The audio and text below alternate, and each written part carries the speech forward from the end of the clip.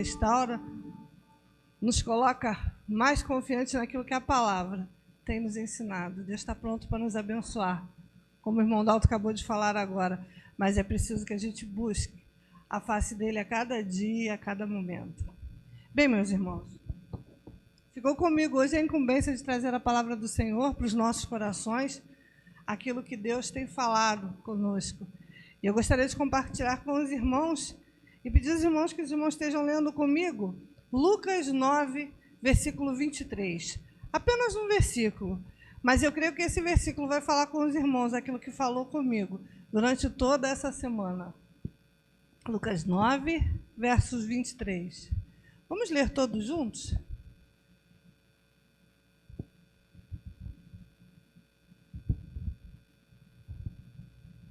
Vamos lá, todos juntos? E dizia a todos: se alguém quer vir após mim, negue-se a si mesmo e tome a cada dia a sua cruz e siga-me. Amém. Vamos orar? Pai, eu quero te agradecer por mais uma vez estarmos aqui na tua casa, reunidos em teu nome. Já aprendemos, Pai, a tua palavra, a orarmos, falamos sobre a oração modelo nas nossas classes em escola dominical. Te agradecemos pela vida de cada professor que com tanta, Senhor Deus, graça falou da tua palavra, ensinando-nos, Pai, a cada dia falar contigo como aquele modelo de oração nos trouxe. E agora te pedimos pela tua palavra, Pai, que teu Espírito Santo fale aos nossos corações aquilo que o Senhor quer que falemos nessa manhã. Muito obrigado, Senhor Deus, pela tua presença a cada dia conosco. Continue falando conosco, é o que te pedimos. Em nome de Jesus. Amém. Eu coloquei como tema para esse versículo, respondendo ao chamado. Cada um de nós respondemos ao chamado do Senhor de alguma forma. Mas todos nós temos que dar uma resposta ao Senhor. Da mesma forma que um dia fomos chamados por Cristo para o recebermos como Salvador, temos que responder a Ele no chamado que Ele nos tem feito. Esse texto de Lucas acontece dentro de várias coisas que vieram acontecendo na vida dos discípulos. É a missão dos 12, falada nesse capítulo 9, sobre a primeira multiplicação, onde os discípulos conheceram ali o poder de Cristo, a confissão de Pedro, onde Pedro fala: tu és o Cristo, o Filho de Deus vivo.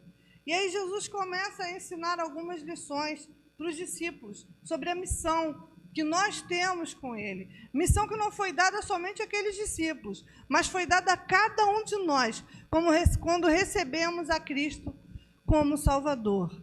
E respondendo ao chamado divino, a primeira coisa, quando a gente lê esse versículo 23, é preciso dar ouvido à sua voz. Na nova tradução da linguagem de hoje, diz: se alguém quiser ser meu seguidor. E na versão que nós lemos, se alguém quiser vir após mim.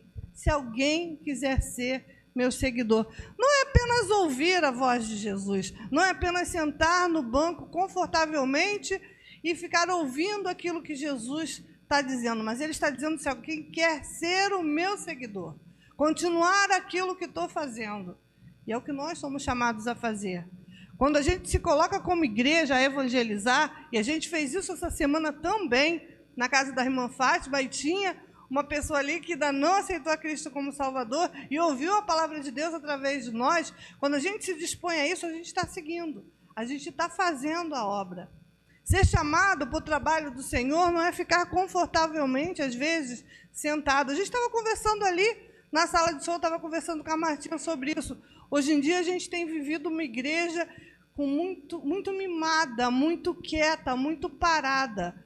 E a igreja não pode ser assim. A gente tem que ser dinâmico, a gente tem que ter ousadia.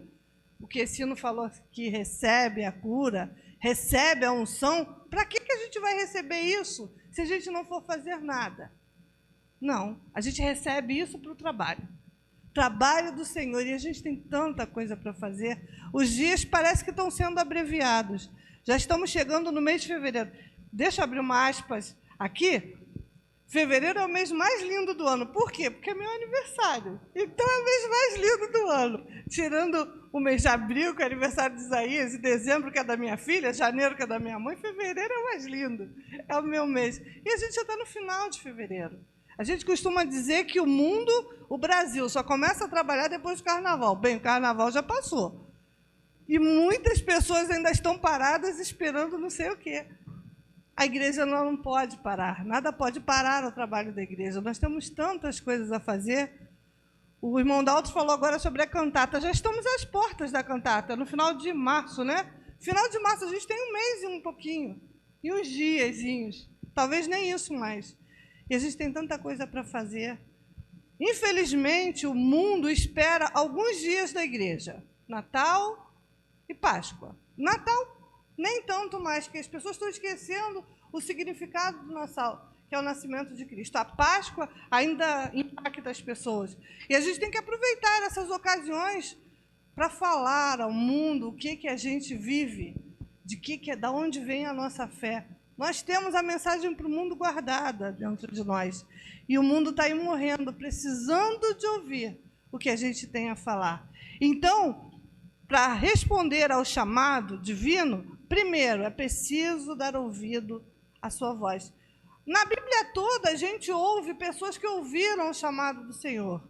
Uma dessas pessoas foi Moisés. Em Êxodo 3, de 1 a 14, ele recebe do Senhor uma palavra maravilhosa. Deus se revela a Moisés dizendo, eu sou. E para mim não existe palavra mais poderosa na Bíblia do que esse eu sou. Se a gente for para os originais, a gente vai ver que Deus é tudo. Ele é o eu sou, Ele é o que foi, Ele é o que é, Ele é o que será. Ele é maravilhoso. Ele é aquele que resolve as nossas lutas, como o irmão Dalton falou aqui, quantas lutas. Quantas lutas a gente tem passado? Às vezes é financeira, às vezes é de saúde. A mãe tem passado lutas na saúde. Quantas lutas a gente tem passado? Às vezes é desemprego, às vezes é problema familiar, emocional. Quantas lutas a gente tem passado? Mas o eu sou, ele pode cuidar de tudo para nós, mas nós temos que conhecer ele de verdade. E para conhecer esse Deus, eu tenho que responder a esse chamado e ter intimidade com ele. Moisés recebeu essa palavra. Diz ao povo que eu sou, falou contigo. Em Samuel, também outro homem de Deus, que era um menino ainda, ouviu a voz de Deus chamando ele. Em 1 Samuel 3, de 1 a 10, no final do texto, depois do sacerdote Eli explicar para Samuel que era Deus que estava chamando ele, ele diz aquela palavra, fala, Senhor, que teu servo ouve. Será que a gente tem parado para dizer isso para o Senhor? Fala, Senhor, que teu servo ouve. O Isaías, as pessoas falam que eu falo muito, e falo mesmo, falo muito. Tem uma irmã aqui da igreja que eu gosto muito dela, que ela se parece comigo, a irmã Olívia, que fala pelos cotovelos também. Cada um de nós temos o natural. Mas a gente que fala muito, a gente tem dificuldade de ouvir. E a gente tem que parar para ouvir o que Deus tem a falar. Quando a gente fala em oração, a gente sempre pensa que é falar, falar e falar. Mas muitas vezes na nossa oração a gente tem que parar para escutar Deus falar. Existem pessoas que conseguem ouvir a voz de Deus audível. Conheço algumas pessoas que já ouviram.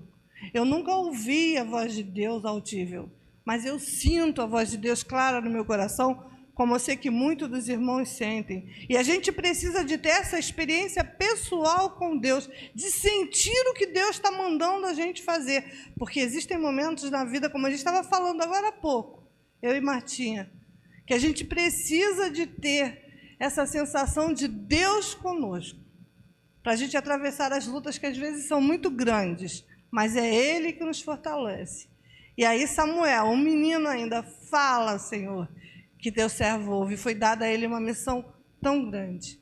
Outro exemplo que a gente tem, Isaías, que não é o meu Isaías, mas é o profeta Isaías, que ele viu aquilo tudo acontecendo dentro do templo, e no final ele fala a seguinte frase, eis-me aqui, envia-me a mim. Irmãos, é uma frase muito difícil de ser falada. É bonito, é romântico, a gente fala, fala, Senhor, que o teu servo ouve, eis-me aqui, envia-me a mim. Mas me enviar é largar tudo que eu tenho. É abrir mão de tudo que eu tenho e às vezes até do que eu sou, para ir para um lugar e fazer uma coisa que às vezes eu não entendo, mas Deus conhece. Mas digo para os irmãos, e digo isso de verdade, com experiência própria, quando a gente faz isso, Deus cuida de nós. A melhor coisa é lançar mão da nossa vontade, jogar a nossa vontade fora e fazer a vontade de Deus, às vezes mesmo sem compreender, só pela fé, porque Ele vai cuidar de nós. Jesus estava chamando aqueles homens para serem seus discípulos, explicando àqueles 12 homens o que era ser um discípulo, para o seguirem. E isso iria mudar a vida de qualquer pessoa que aceitasse esse chamado, naquela época e agora. Qualquer um de nós, quando a gente aceita o chamado de Jesus para a nossa vida é totalmente modificada, para melhor. Às vezes a gente não consegue enxergar isso, mas mais para frente a gente vai ver que tudo que Deus faz por nós é melhor. Para responder ao chamado divino, é necessário negar-se a si mesmo. E eu acho que essa é uma das coisas que a gente tem mais dificuldade, negar a si mesmo. A geração de hoje é uma geração muito egoísta, talvez por ser muito mimado, talvez por viver muito preso, talvez pela violência que a gente tem vivido e a gente anda muito fechado dentro das nossas casas, das nossas famílias, e ficou uma geração muito voltada para si.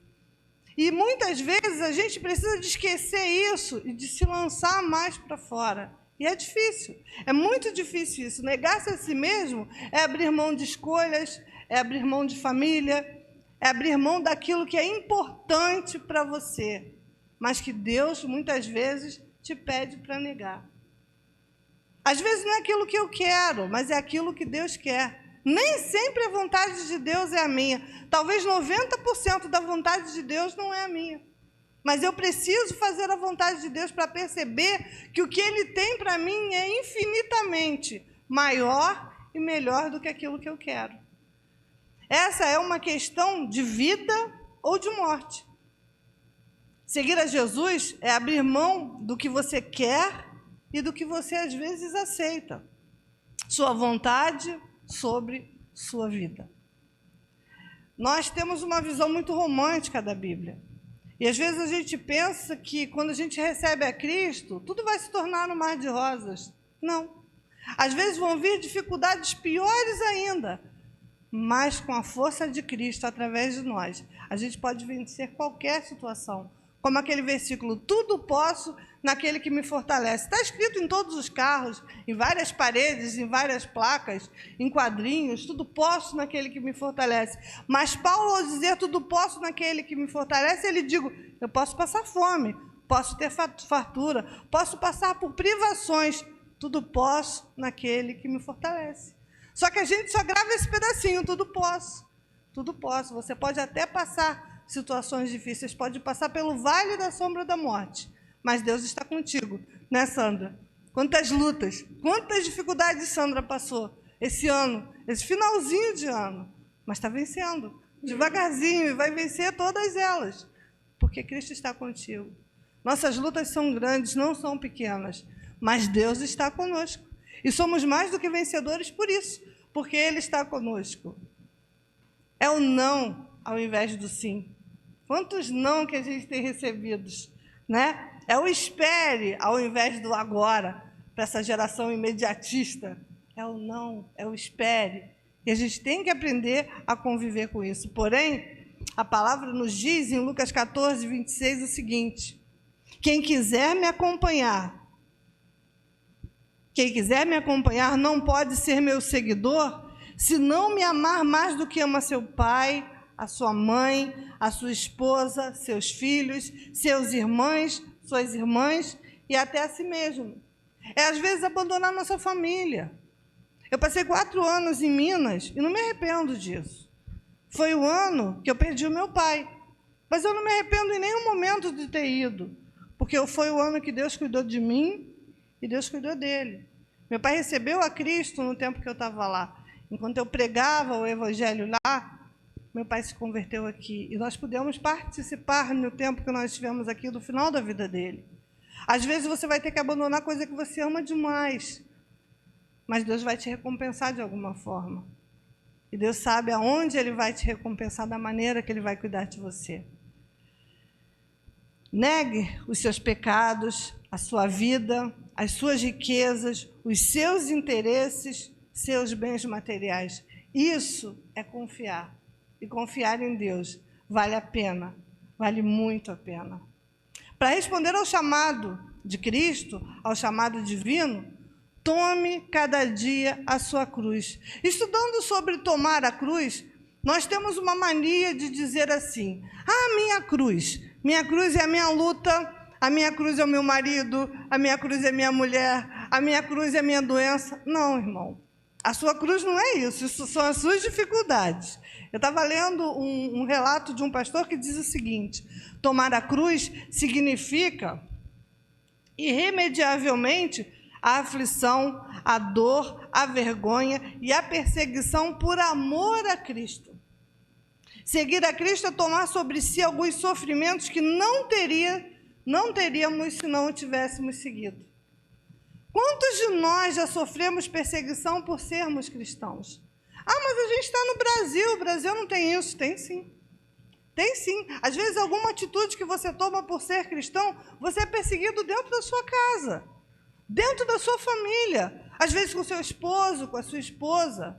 Isso é tomar a cruz. É todo aquele sofrimento que você sofre porque você se coloca para servir a Cristo. Não, agora eu vou dedicar minha vida para estar na igreja do Senhor. Aí sua família se revolta. Mas agora você só pensa em igreja? Você não está mais em casa? Você não tem mais tempo para mim? Servir a Cristo é abandonar muitas coisas que a gente ama, mas que às vezes a gente precisa de largar para fazer a obra dele. Isso é tomar a sua cruz. É aqueles sofrimentos que vêm mediante a vida cristã. Quantas vezes a gente passa tantas lutas? Quantos de nós temos sofrido? Eu costumo dizer que a igreja é o lugar onde a gente mais se alegra e onde a gente mais se entristece. Nossa, irmã Ângela, que coisa horrível. Não é mentira. Satanás, ele está 24 horas sendo Satanás. E a gente, às vezes, esquece de ser crente. Dorme, descansa. E pensem que não, dentro da igreja, ele está traçando os planos dele para tirar a nossa alegria, para tirar a nossa fé. E o que ele puder fazer para te entristecer aqui, ele vai fazer. Então, quando você tiver algum problema com algum irmão, com alguma pessoa dentro da igreja, olhe para trás dela. Você vai ver que quem está te perturbando não é ela, é o diabo. É ele que quer tirar a tua alegria e está usando aquela pessoa para te tirar o prazer de servir a Cristo. Quando a gente começa a ver as coisas assim, a gente entende a igreja de forma diferente. E aí a gente vai ver que o culto que não estava agradando a gente, estávamos conversando sobre isso. Aquele culto que não estava me agradando não é para mim, é para o Senhor. Então eu vou ver alegria onde eu estiver. Eu vou perceber que tudo que está acontecendo ali é sobre a vontade de Deus. E aí eu vou parar de me assustar tanto. Eu vou parar de me preocupar tanto com os problemas da igreja. E vou perceber que Deus tem me sustentado a cada momento.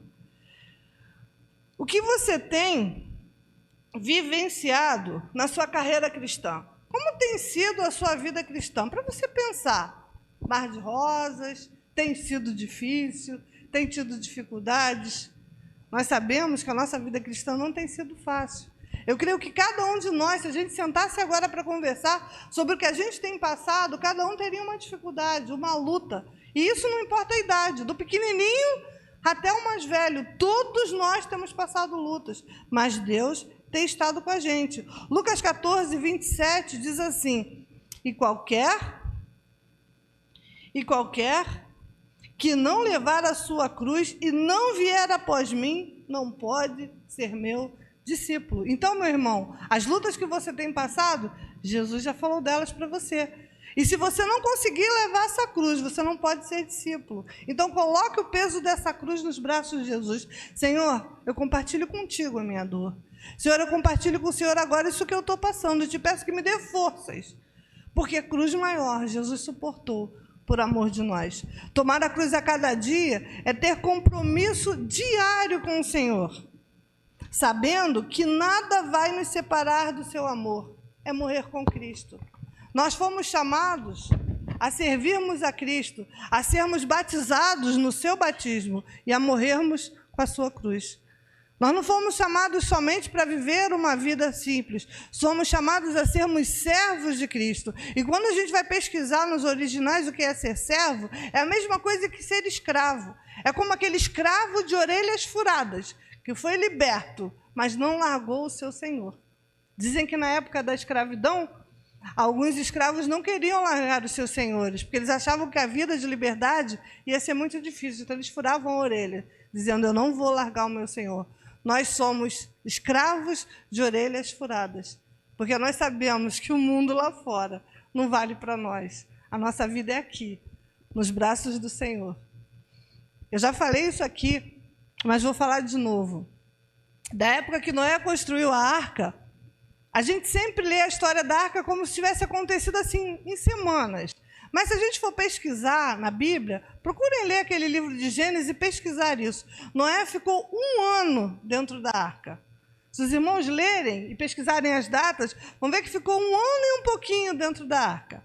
Vocês já pensaram, vocês dentro de um ambiente fechado com a sua família, filhos, nora, marido e um monte de bichos, por 1 ano? Eu tenho uma calopsita. Ô, minha irmã, obrigada. Muito obrigada. Eu tenho uma calopsita. E essa calopsita, esse menininho que a gente chama de bebê, fica solto em casa. E vocês não imaginam quanto uma calopsita suja a casa. Parece assim, que tem uma galinha solta em casa. De tanta sujeira que aquela calopsita faz. Imagina na arca, quantos animais tinham? Quantos bichos grandes tinham?